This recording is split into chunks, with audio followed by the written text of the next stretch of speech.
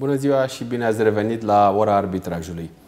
Încă o dată, astăzi vom fi nevoiți de profilul invitatului nostru să discutăm în limba engleză, fiind vorba despre un străin, un italian, care vorbește limba arbitrajului internațional, limba engleză și în general și cu ocazia acestei emisiuni. So, as I was saying, as it has happened already several times, the language of our today's session is English, and I have the pleasure to introduce our guest today. The name is very familiar for everybody involved in construction disputes, construction projects, especially infrastructure construction projects here in Romania. Mr. Giovanni Di Folco, who is the manager running Techno Engineering and Associates Group. Welcome, Mr. Di Folco. Thank you very much for inviting me, Dr. Vasile. It's really a pleasure. I'm sure that we are going to have a very interesting debate on your favorite topic, which are international arbitration and alternative dispute resolution mechanisms associated to arbitration, and all of them in connection with construction disputes, which is your specialization. I was saying earlier that everybody involved in certain types of projects, construction projects, knows perfectly you and your company. I would choose today an unusual approach for a moderator. I would kindly ask you to introduce yourself and your company rather than me going through the impressive CV, both your personal and your company's one. Thank you, Dr. Vasile. I'm a civil engineer by trade with 35 years experience in the field of transportation engineering. I specialized early on in design and construction and project management. And later on in my life, I specialized in contract management, dispute avoidance, dispute resolution, with a special focus on international adjudication and arbitration. My engineering background allowed me to pursue certain expertises in delay analysis and quantum engineering, as well as technical forensic analysis for concrete structures and asphalt works. The company I co-own together with my partner was a well-known professional in the Romanian industry. She is engineer Eugenia Dunca. It's a medium-sized techno-legal consulting engineering firm with 4 international offices, main office in Romania. 150 people, and 20 of them are construction lawyers. So the rest are engineers specializing in planning, contract, quantity surveying, quantum, and there is a number of experts in delay analysis and quantum engineering that they give evidence in court regularly. The company works in about 14 different countries. We cover the Middle East, Europe and the Balkans, North Africa, Canada, North America and Latin America. And this is pretty much about what we do.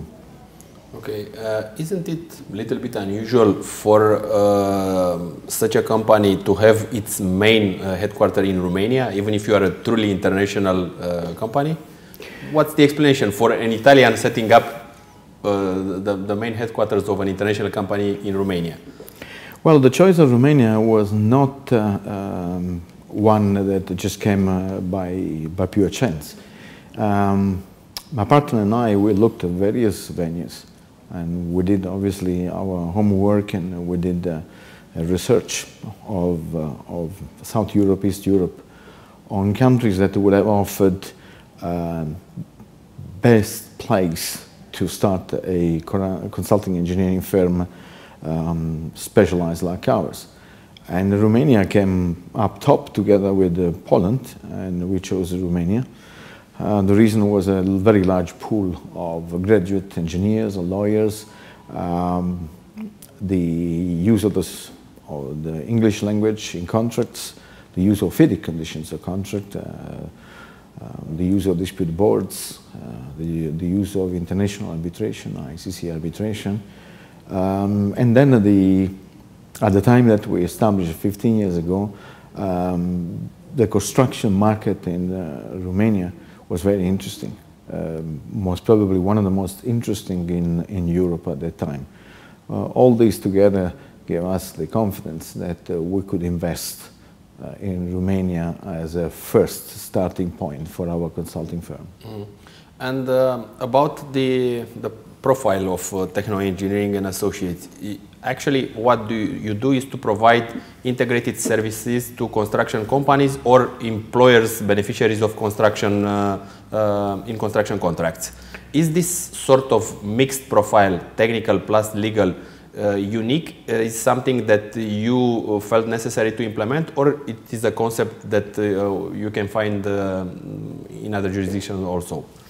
By choice, my partner and I decided that we should have dedicated our services to only one side of the industry, of the construction industry, and that was the one of construction company. Only in that direction, and not take on work for employers or sureties, bankers, or you never accept mandates for we never accepted a employers. mandate. Yeah. We felt that we come both from a construction background, and it would have been better to do what we know how to do best. The techno-legal was something that we had in mind from the very beginning. We are in the top tier internationally as amongst the 10 largest consulting engineering firms that they do this type of services, but there is only 2 amongst that 10 that they are truly techno-legal.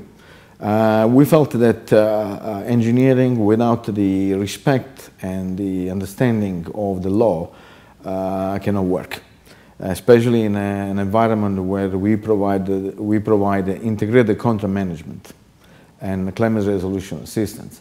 There has to be a mix between specialized engineers and specialized lawyers, especially construction lawyers. So it was from the very beginning our concept, and we developed over the years, and it has worked out very well. And I'm proud to say that we are most probably the true techno-legal consulting engineering firm that operates internationally. And moving a little bit towards arbitration, which is the essence of all our debates here at the arbitration hour.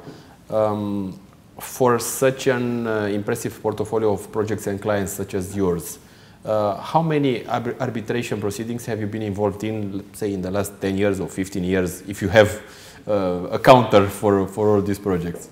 Well, in the past 15 years, we had a mix of disputations procedures. We have been involved in about just over 100 international dispute resolutions using the dispute boards mechanism.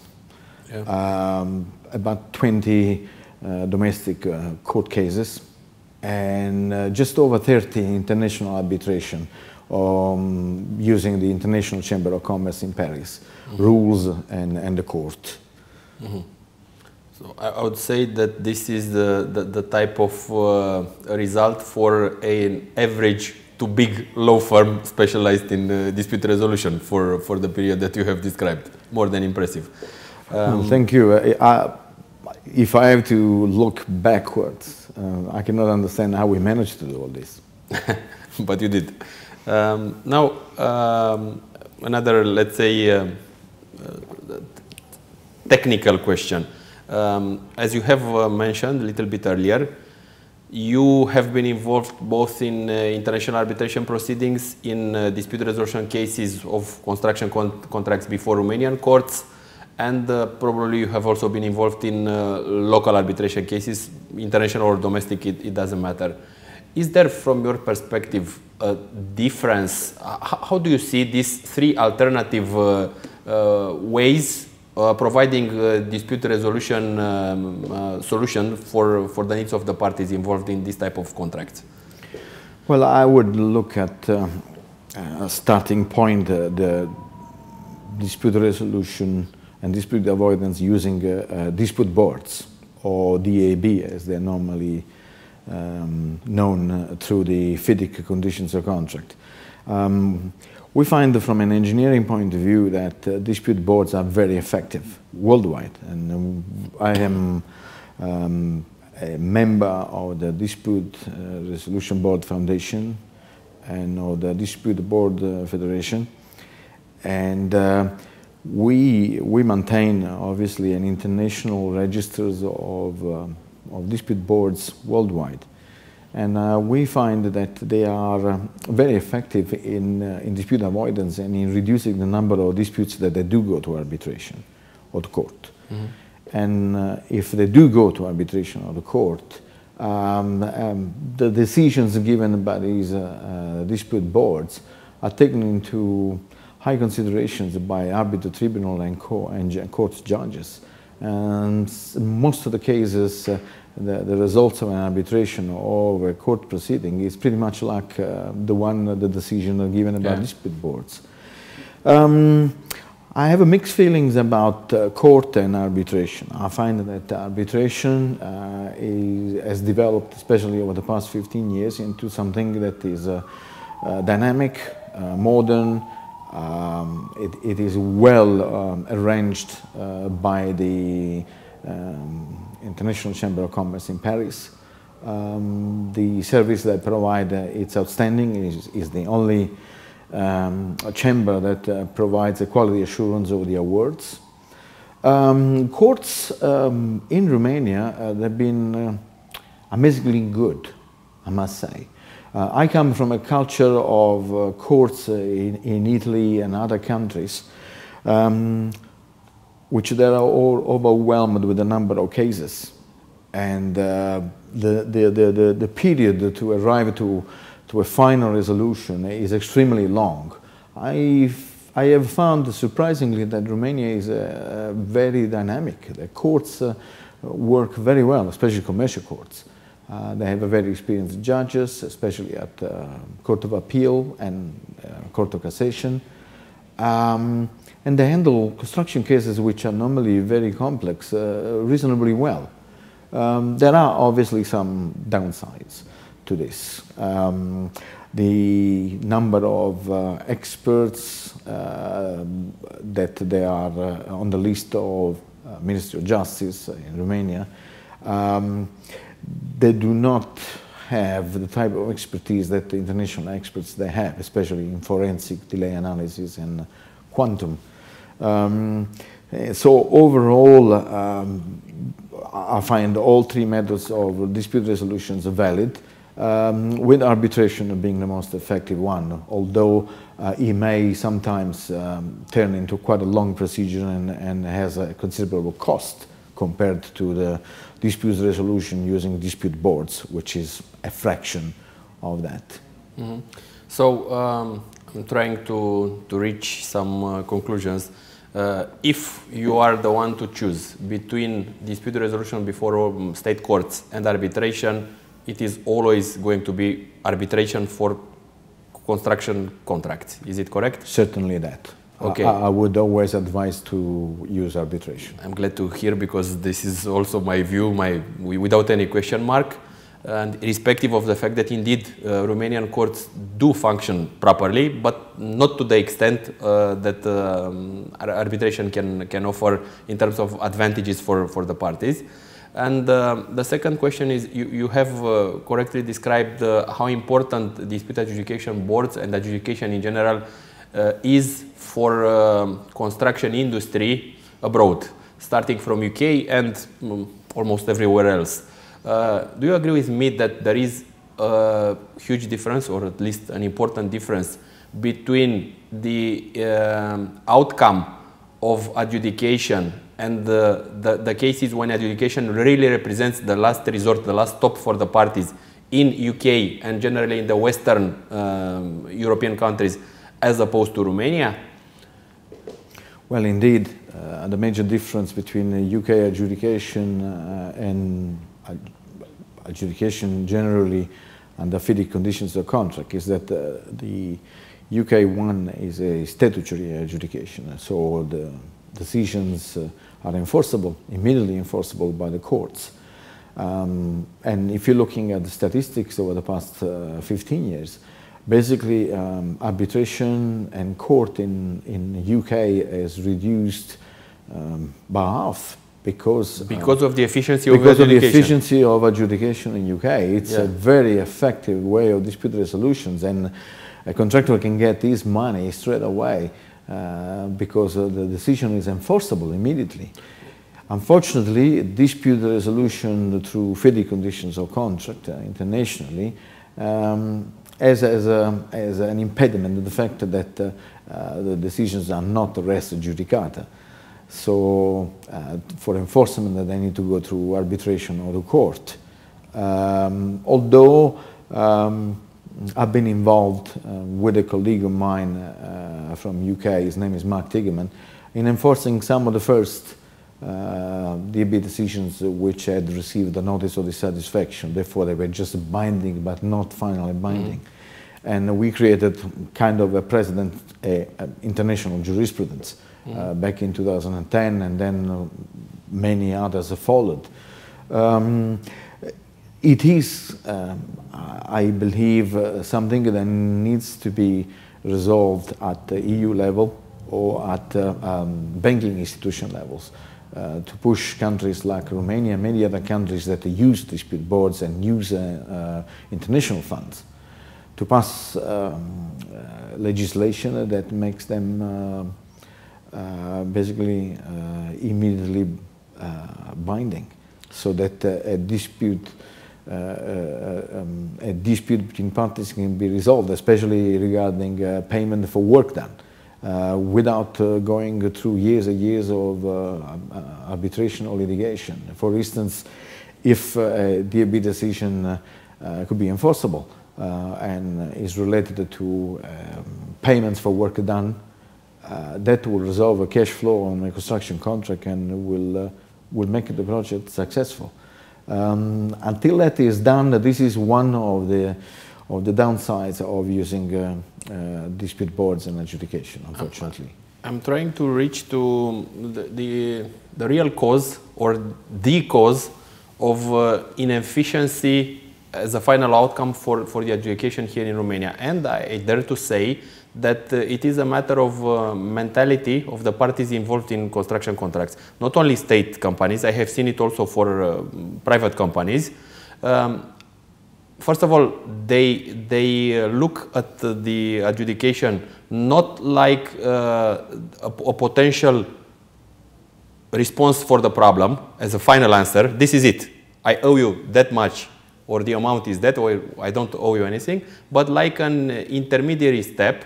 And it is always the question that occurs is, okay, it may be right, it may be close to the truth, but then let's see what the arbitrators or the court has to say. Or it is the exactly opposite in UK and in other jurisdictions, because the parties, if they feel that the solution provided by the adjudicator represents the reality or something close to reality, they are not interested to push forward the dispute. In my view, this is the essence, and it is a matter of mentality of Romanian parties. Do you agree with me, or is it? I agree to the extent that it's not only a mentality of Romania. I think it's just a commercial mentality worldwide. No party wishes to pay another party unless it's forced to do that. It is also a mentality to understand that if you are in a cooperative environment and you believe in partnering and you bring a construction company to build something, it is fair to pay them for what they have built, no more, no less. So I don't see why over the years that they see a dispute board as just as a forced step, as a cost amongst many others for the project. And they don't see that as a dispute avoidance mechanism that will save money in the long run to the parties and will get projects done. So indeed it's a question of mentality. It's a wrong mentality worldwide in case of construction disputes. There is not a will from the employers especially to find an amicable solution. They want to be always right, and this is an issue that will always create disputes.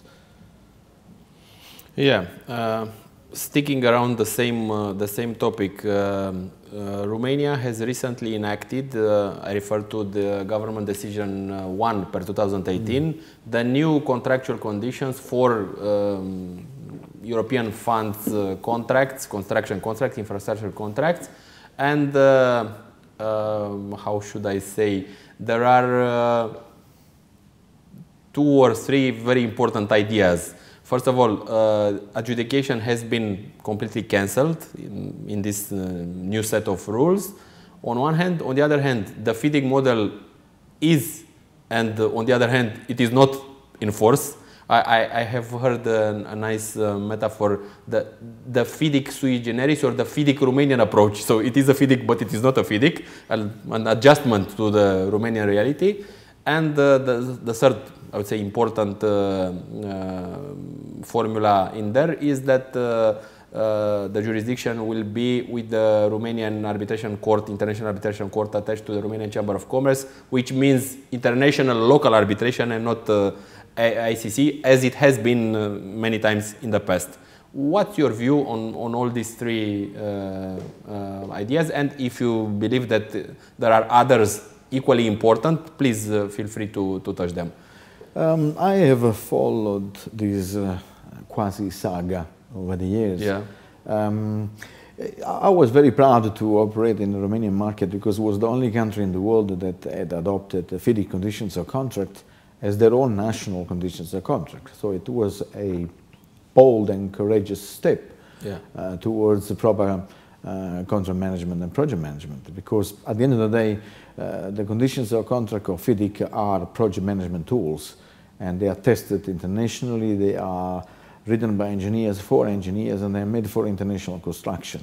Theoretically, you don't need to adjust them in any way to make them suitable. You don't. If you believe in fair approach to construction, you just leave the general conditions of contract as they are, because the allocation of risk is well balanced between the parties.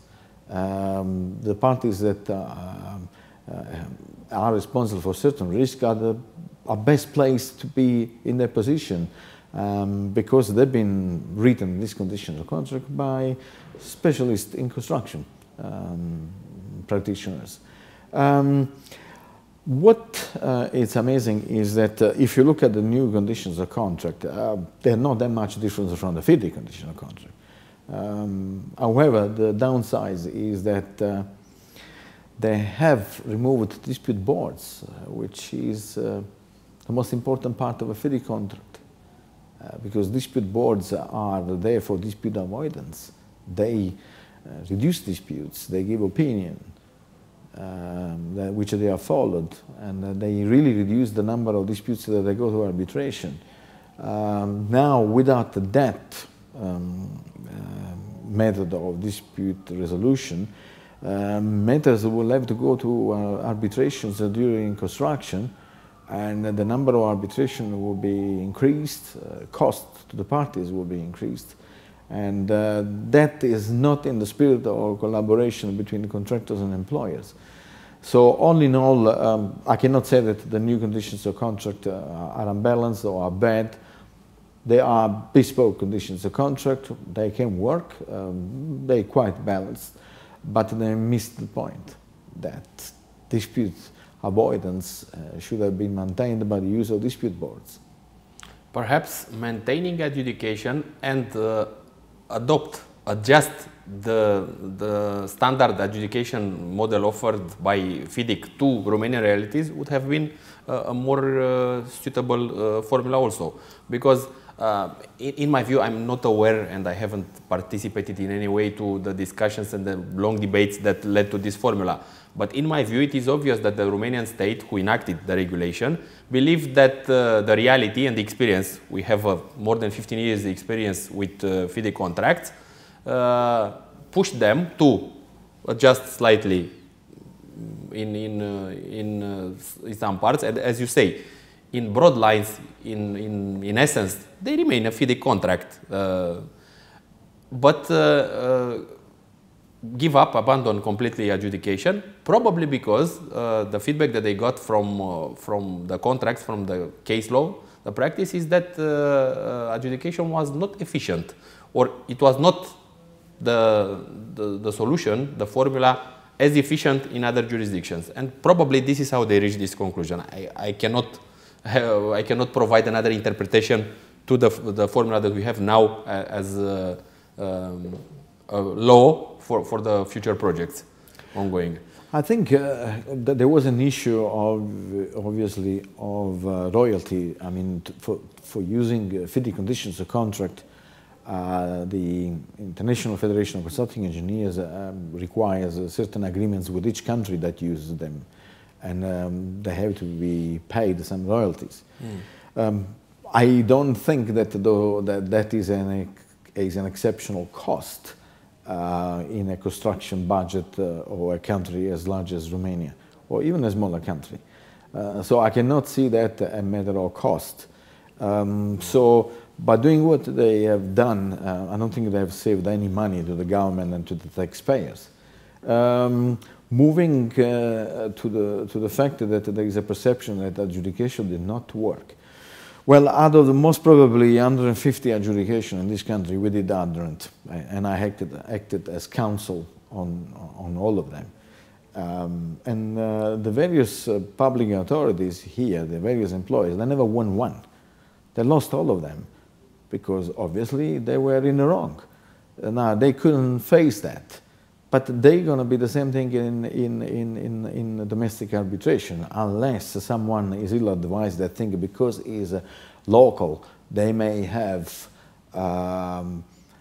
most probably a keen eye towards the government. I don't believe that. No. Arbitration is independent, yeah. And especially this new chamber that has been revamped in Romania, which I'm very pleased to see all the changes that have been made, and congratulations, I believe that you're one of the members of the committee. Yeah. It's definitely going to give a better perception that there was in the past. I did very little domestic arbitration in the past, simply by choice. I didn't want to get involved with the domestic arbitration because it did not have a good reputation at the time. Now I see that they have done some major steps in bringing new arbitration rules, which are very much in line with the ICC rules and the international framework. So I believe that that will give a better basis for disputation in arbitration.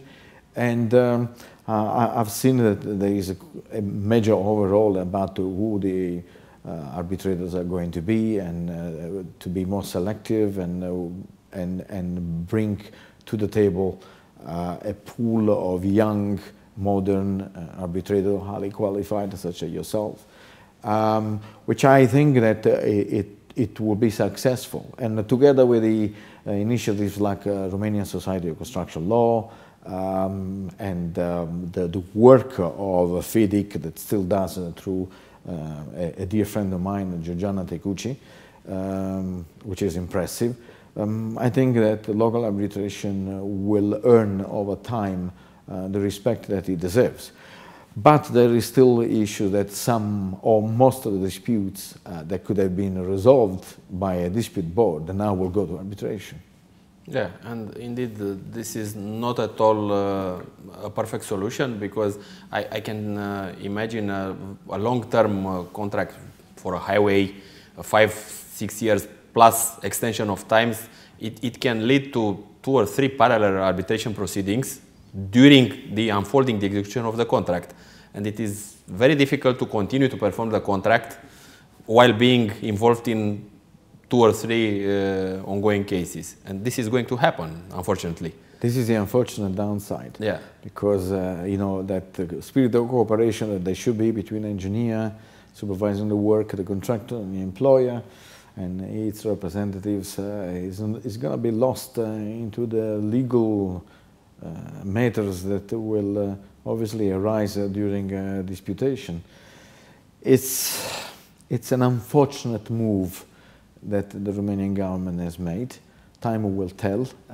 There might be a possibility that they will go back and will rethink the positions about dispute adjudication. Yeah, if we look back, their view on jurisdiction, contractual formulas has changed slightly, but it has changed in the last 7-10 years. So none of the solutions that they have chosen at a certain point remained unchanged in the future. And probably the feedback will confirm or not the accuracy of one of these formulas. Well, time will tell, because I mean, Yeah. new contracts which will be tendered from now on will be with a different contract than FIDIC. But there are a number of contracts still under FIDIC that will go on for another 5-6 years. Yeah. So by that time, whether it will completely disappear, the use of FIDIC, or somehow there will be a change of heart at government level, and they will look most probably at using the new FIDIC conditions of contract, the second edition of 2017, which they've been published last year, and they are really excellent conditions of contract. This was, you have anticipated my next question. Talking about news and new guys in town, we cannot avoid discussing a little bit, 5 minutes, about the new 2017 edition of FIDIC contracts. For those people specialized in construction and construction law or not, can you synthesize a little bit what's new? I think this is the question for everybody. Incidentally, I'm just coming back from Georgia, from Tbilisi, where there was the 4th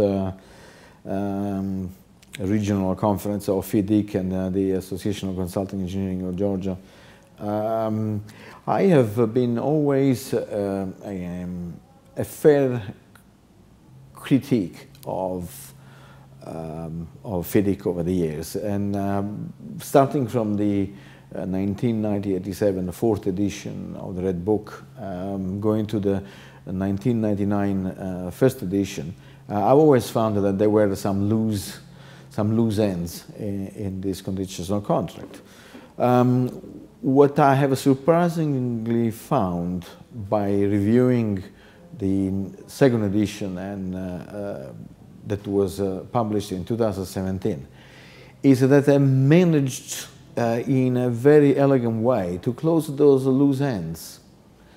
Now there is a more prescriptive contract for each of the party. The balance of risks has been improved even more than what was done in the 1999 first edition of FIDIC. I see them much more as a project management tool than the conditions of contract. I really believe, and I'm excited about using them, because I find to be them really well prepared. I'm excited about these new conditions of contract, and I think professionals that have respect for their profession will look at them with a keen eye, because it brings back the engineer neutrality. So the engineer is still an agent, but he has to act neutral between the parties when he deals with agreement and determinations, which goes back pretty much to the 4th edition of FIDIC, where the engineer was an independent.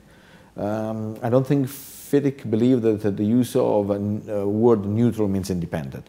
It just meant that being a professional engineer who neutrally at that point in time provides a dispute avoidance in order to reach an agreement, and there is a prescriptive methodologies how to do that, and then he issue a determination which is far more prescriptive, is more structured, and I believe that the parties will be ill-advised to manipulate these new conditions of contract through the particular conditions, because it will become almost mission impossible, because the contract now has become almost double in size. But was required, was needed, because there were too many loose ends, as I said, they had to be closed, and they managed to do that. A lot of people worked to them.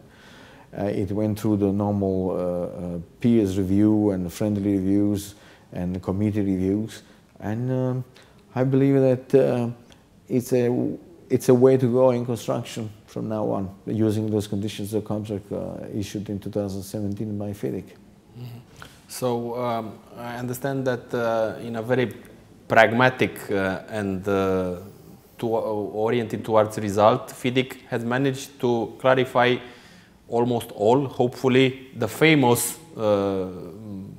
controversies and debates on some of the contractual formulas and problems that were originated by the unclear and the gaps that the clauses had. When you discussed prior to starting today, you mentioned the clear clarification of that famous situation where the DIB is not in place and the problems that occur because the contract was not signed. And you told me that it's crystal clear, there can be no dispute about it under the new formula. Can you please elaborate a little bit? Indeed, I mean, FIDIC felt that rightly, I believe, that in order for the DAB to be in place between the parties need to sign a dispute adjudication agreement. Yeah. In the past, that was a gap, yeah. And there were quite a few ex parte dispute board proceedings that went on, because if a party failed to agree, that is a breach of good faith and a breach of contract. Many times it refused to sign the agreement because that should have not deprived the contractor or the employer to pursue the dispute mechanism. However, it had a lot of problems, and a lot of jurisprudence was born on that issue. It's been cleared by FIDIC by saying if the parties do not sign a dispute adjudication agreement with the DAB, there is no DAB in place. Then you move to arbitration. Crystal clear. Yeah. It's crystal clear. They have cleared many other issues like the gap, the quasi gap that there was in subclause 20.7, which I personally believe there was never any gap. But now has been made very clear. And the way claims management is now resolved, it's far more prescriptive. There is definitions about what is a claim, the different type of claims, and the way now disputation works. They have really cleared their act. They've done a good job. Yeah, and I appreciate a lot. I love this legal approach, and I will explain the context. Sometimes it happens that in Romanian laws, you discover surprising legal texts which seem to be redundant, futile, or excessive in explaining an obvious situation. And then I always say that I prefer the legislator providing that useless explanation to make it clear for everybody, rather than leave a question mark for some of the participants to applying the law and create problems in the case. So, and the same here. What's the cost for providing in two other lines? It is like this, it is like that. I think it is preferable, and looking at the case law, looking at, if you remember those hundreds of pages of submissions in one case debating about those gaps, now it is in everybody's interest to clarify some of those situations. It's indeed so. Yeah. A more prescriptive approach brings clarity. Yeah. And I think it is the right way to go about it. I have no doubt that the parties are going to be able to discover some other gaps and some other matters of interpretation, but this is another issue. Well, nothing is impossible for lawyers. Yeah, I mean, lawyers have to survive. Yeah, we cannot clarify everything and send lawyers home. Let's move to another topic. I think that the most delicate, sensitive, core issues concerning construction disputes are delay analysis methodologies, quantum ascertainment, and concurrency and concurrent delays. They are not all, but they are some of the most sensitive issues. My question is the following, in, again, a very delicate mission request for you. If you can, in 5 minutes, explain a little bit what is your view, and especially I'm very curious, what is your view of how can you solve these problems when you are forced to convince a judge and not an arbitrator about the delay analysis methodologies and to produce evidence to convince the judge in this respect, as an example? Well, as an expert myself in forensic delay analysis, I've learned over the years that it is only effective if you explain it in such a way that a lawyer understands it. This is a good beginning. That is the test. If a lawyer understands it, then it is clear and it is going to go ways. What you say is a golden rule. I always say to my clients when they explain me technical issues, not necessarily in construction contracts, I cannot follow you. If I cannot follow you, it is impossible for a judge to follow your argumentation. It is true. Yeah. It is true. So simplicity is everything. Yeah. There is obviously a large amount of due process, you know, that has to be followed in order to prepare a proper forensic delay analysis. The research of the contemporary records and of the contemporaneous programs that have been used. In the past, and still now, is considered a black art. Because it has been performed by personnel and professionals who had not been trained properly in forensic delay analysis. If it's done properly by certified engineers and professionals, it is very helpful.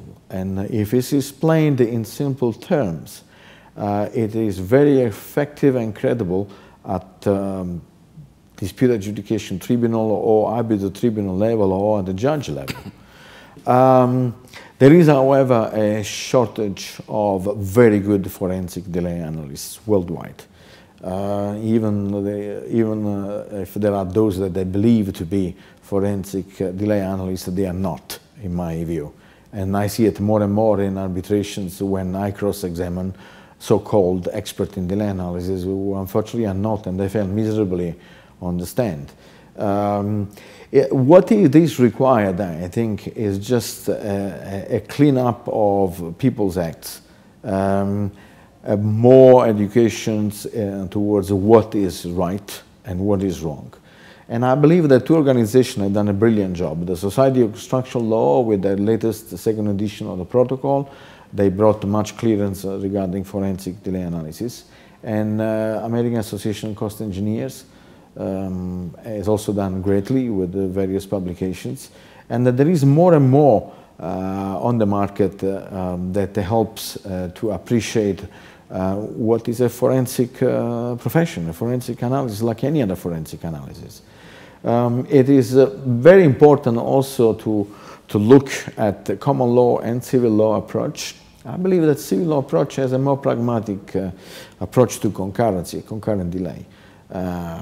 For me, professionally, true concurrency does not exist. It's a utopia. There can be some concurrent periods for which, if it can be proven that one without the other would cause damage, then obviously one party should be penalized during the period. However, dominant cause or delay, that is the basic principle under civil law. So your point is, sorry for interrupting, your point is that there is always a dominant cause. Yes. And you can never say that two causes interact in such a manner that it is impossible to make a differentiation. It is. It never happens in reality. So concurrency needs to be taken with a pinch of salt. There is a need for a practical approach to it, but it needs to be taken into consideration always the dominant cause and the entitlement of the party that has been wronged and delayed in that respect. However, if can be proven that there are certain periods of time where both parties were in delay and both delays were critical, then obviously the party that will receive a compensation, some deductions will have to be done. And it's up to proper forensic delay analysts to identify those periods by using a balanced approach and a very practical and contractual approach. And you said earlier that you consider that Romanian courts, I refer to dispute resolution cases before ordinary state courts, managed to, see through all this and provide appropriate, accurate decisions. Isn't it difficult, or is it, in my view, this is the most important disadvantage or shortage of this unfortunate decision to send to courts FIDIC contracts and FIDIC disputes. It is, according to Romanian civil procedure rules, impossible to administer this type of evidence in the typical way prescribed by the Romanian Civil Procedure Code. Isn't this, do you agree with me? Is it correct? I do to a certain extent. My experience so far is that with matters of delay analysis, concurrency, the court have dealt pretty well. Despite the fact that the list of judicial experts, unfortunately, disappointing in respect of certain specialties like delay analysis. It's something there are no experts as there are no experts, and they used specialists which are they are even less experts than them. But the judges have used common sense, and they have used the expert parts that the parties have appointed in order to identify how credible their evidence was, and they have come up so far with very good decisions. However, local courts here do not have the sophistication of arbitration or the sophistication of a technology construction court like in England, that there are judges that are engineers, and obviously they deal only with construction disputes. It's a completely different perspective. It's a completely different perspective. We don't have too much time left, and I would address a final question, which I think is very interesting for all Romanian practitioners. You stay in Romania, you have your main base or headquarter here, but you work on all continents or many countries, 4 or 5 or 6 continents. What is, in your view, and this is a personal curiosity, and I'm sure the people watching us are going to share my view, what is the difference? What makes Romanian parties involved in dispute or disputes under Romanian law with Romanian parties different than in South America, North America? Is there a Romanian flavor, a Romanian something special to construction contracts and avoiding dispute and disputing construction contracts? What I find in Romania is that there is an extremely sophisticated legal society and numbers of lawyers that have embraced the construction law, which you don't find in many other countries. There is quite a lot of construction lawyers that, even if they don't, present themselves as such, but they are construction lawyers. And I am amazed day by day with my work that I'm blessed to find exceptional lawyers in this country, and generally the level of the legal minds here in this country is very high, because I think it was right place, right time after the fall of communism to embrace Europe, to embrace all the new ways of doing construction law, and they're doing a brilliant job. I think this is a huge compliment for Romanian lawyers and not only for Romanian legal people, to say. And I'm also impressed by your assessment in relation to Romanian courts, which I agree. I mean, if you think of how many different files the judges are forced to deal with, the administrative court judges, and how well they manage to do it, this is really impressive from this perspective, looking at the judges dealing with construction disputes, public contracts, construction disputes. Truly remarkable. Yeah. Mr. Di Folco, it was a pleasure. Thanks a lot for your presence. Thanks a lot for sharing this amazing information and your perspective concerning Romania arbitration, and not only. I'm sure we are going to have some other opportunities in the future to have you back at the arbitration hour, and I'm sure that we are going to be able to provide a lot of valuable information for the more and more people that are interested in arbitration and construction arbitration, which is the queen and king of arbitration nowadays in Romania. Thanks again for your presence. Thank you very much. Încheiem ediția de astăzi. Sunt convins că a fost un subiect sau au fost subiecte excepționale pentru toată lumea. Ne revedem peste o lună. Rămâneți cu bine. La revedere!